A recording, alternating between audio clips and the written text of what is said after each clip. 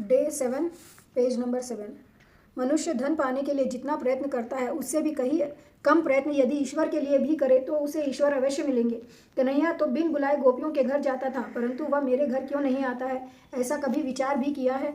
आप भी निश्चय कीजिए कि मैं भी ऐसे सत्कर्म करूंगा कि कन्हैया मेरे घर भी आएगा। श्री भगवान के आगे हाथ जोड़ना, मस्तक नवाना, इसका क्या अर्थ है?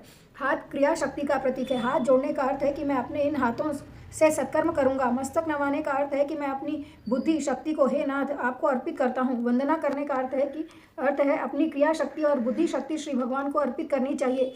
श्री भगवान को वंदन करने से पाप ताप का नाश होता है। निर्भय होना हो तो प्रेम से भगवान श्री कृष्ण की वंदना करो। मेरे भगवान दया के सागर है, केवल वाणी और शरीर से नहीं परंतु हृदय से भी वंदना करो।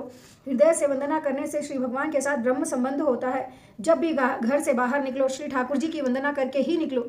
ईश्वर प्रेम चाहते हैं और प्रेम ही देते हैं। ईश्वर यही मानते हैं कि यह मेरा है और मुझसे भीख मांगता है। वंदना करने से ईश्वर के साथ संबंध होता है। इस जीव का स्वभाव ऐसा है कि वह वंदना नहीं करता।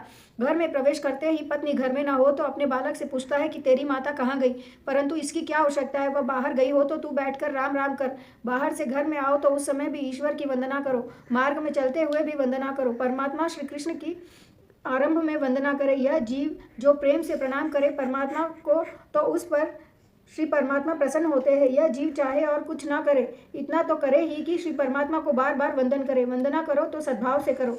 प्रभु के मुझ पर अनंत उपकार है। श्री परमात्मा ने हम पर कितने उपकार किए हैं। बोलने और खाने को जीभ दी है, देखने के लिए आंखें दी है, सुनने के लिए कान दिए हैं, विचार करने के लिए मन दिया है और बुद्धि विचार शक्ति भी परमात्मा ने ही दी है।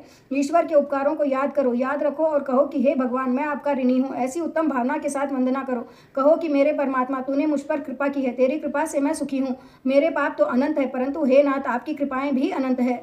श्री परमात्मा की वंदना उत्तम भावपूर्वक करे तो वह अवश्य ही सफल होती है। विचार करो कि प्रभु ने मुझे जो दिया है क्या मैं उसके योग्य हूँ? नाथ मैं तो योग्य नहीं हूँ, मैं तो पापी हूँ। फिर भी श्री ठाकुर जी ने मुझे संपत्ति और प्रतिष्ठा जगत में दी है। जीव योग्य नहीं है, फिर भी जीव को प्रभु ने अधिक दे रखा है।